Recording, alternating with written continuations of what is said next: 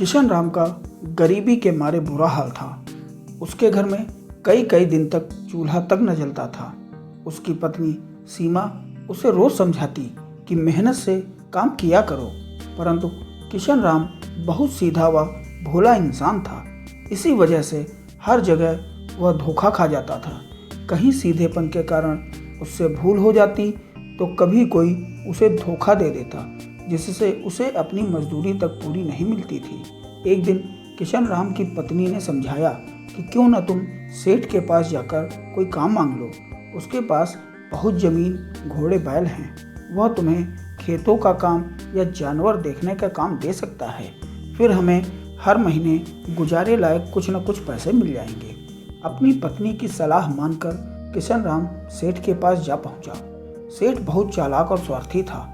उसने किशन राम से कहा कि ठीक है, अपने एक खेत की जिम्मेदारी मैं तुमको देता हूँ। इस पर सारी खेती तुम करोगे। जो भी फसल होगी आधी तुम्हारी आधी मेरी। किशन राम खुश हो गया। अपने घर जाकर खुशखबरी अपनी पत्नी सीमा को सुनाई। पत्नी खुश हो गई और सोचने लगी कि अब हमारे दिन बदल जाएंगे, हमें पैसों की कमी नहीं रहेगी। अगले दिन सुबह किशन राम सेठ के पास काम के लिए पहुंच गया।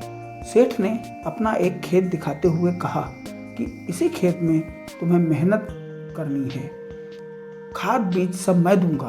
तुम्हारे घर खर्च को कुछ धन भी दे दूंगा, परंतु जब फसल होने लगेगी तो आधी मेरी होगी और आधी तुम्हारी। किशन राम राजी हो गया तो सेठ ने बोला, ऐसे ठीक नहीं रहेगा, हम लिखित समझौता कर लेते हैं। फसल का ऊपरी भाग तुम्हारा, जमीन के नीचे का हिस्सा मेरा। किशन राम ने समझौता कर लिया। किशन राम ने अगले दिन से मेहनत से काम करना शुरू कर दिया। उसने सेठ के दिए हुए बीज धरती में बो दिए। कुछ ही दिन में पौधे निकल आए। खेत हरा भरा हो उठा। अब किशन राम खूब मेहनत से काम करता और सोचता कि फसल कटने पर क्या क्या खरीदूंगा। आखिरकार फसल तैयार हो गई। भोला किशन राम सेठ की चालाकी अभी तक नहीं भाप सका था।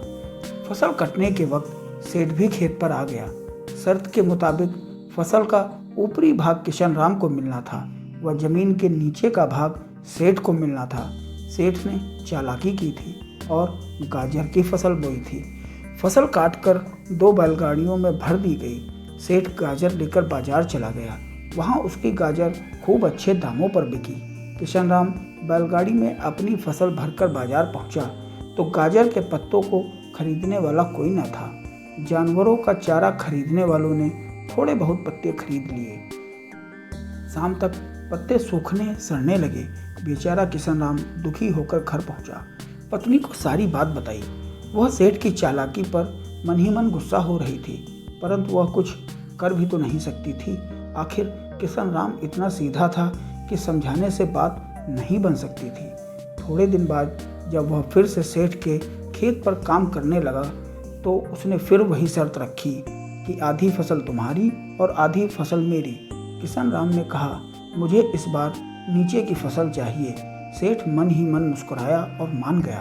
वो पहले की तरह सेठ के दिए बीज खेत पर बो आया और खूब मेहनत से खेती की। जब फसल पककर तैयार हुई तो उसे पता चला कि यह तो गेहूं की फसल है, परंतु वह कुछ नहीं कर सकता था। शर्त के अनुसार सेठ ने फसल के ऊपरी हिस्सा यानी गेहूं की बालियां ले ली और उसकी नीचे की शाखाएं किशन राम को दे दी। उसको इस बार भी बहुत नुकसान उठाना पड़ा। किशन राम ने सूखी डालियों को कुटवाकर भूसा बनवाकर बाजार में बेच दिया, परंतु सेठ गेहूं बेचकर मालामाल हो गया। सेठ की चतुराई सुनकर किशन राम की पत्नी सीमा से न रहा गया। उसने चाल चलने की सोची और योजना बना डाली। इस बार किशन राम के साथ सीमा भी सेठ के पास गई। वहां पहले की तरह खेती पर आधी आधी फसल की बात तय हुई। किशन राम ने इस बार नीचे की फसल चुनी। पत्नी चाहती थी कि शर्तें उसी के सामने पक्की हों, अतः सारी शर्तें लिखित में तय हो गईं। इसके बाद किशन राम अपनी पत्नी के साथ सेठ के गोदाम में बीज लेने पहुंचा। पत्नी ने उनके दिए बीज का बोरा बदलकर दूसरे बीज का बोरा ले लिया और खेत में जाकर बो दिया।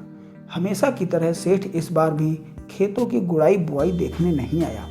किशन राम ने अपनी पत्नी के साथ मिलकर खेती करनी शुरू कर दी। दिन रात मेहनत करके ये दोनों खेतों में लगे रहे थे उनकी मेहनत रंग लाई। फसल पकने पर सेठ को बड़ी खुशी और घमंड के साथ खेत पर आया तो हरी भरी लहलहाती फसल देखकर खुशी से नाच उठा। परंतु जब सेठ के मुंशी ने उसके कान में फूंक कर कहा कि इस बार तो किशन राम की नीचे की फसल है, तो सेठ के पैरों तले से जमीन खिसक गई। सेठ समझ नहीं पा रहा था कि इस बार धान की फसल के बदले आलू की फसल कैसे बन गई, परंतु सबके सामने कुछ नहीं बोल सका। सामने ही किशन राम की पत्नी खड़ी मुस्कुरा रही थी। फिर फसल की कटाई शुरू हुई। शर्त के अनुसार फसल 2 जगह लादी जाने लगी। इस बार फसल ज़्यादा हुई थी, इस कारण बैलगाड़ी की जगह फसल को ट्रक में लादा जा रहा था। एक ट्रक में आलू लादे जा रहे थे तो दूसरी तरफ उसके पौधे।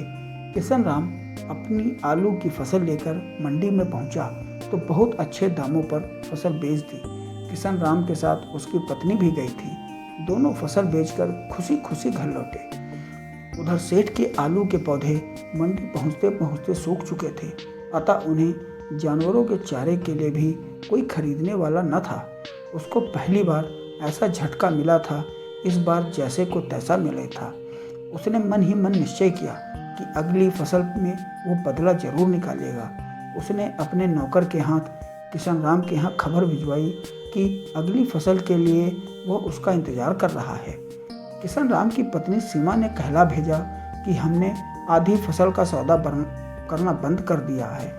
इस बार फसल बेचकर मिली रकम से किशन राम और सीमा ने मिलकर छोटा सा खेत खरीदा और उस पर मेहनत करके सुख से रहने लगे। उधर सेठ ने सुना तो पछताकर हाथ मलता रह गया। दोस्तों, बहुत बहुत धन्यवाद।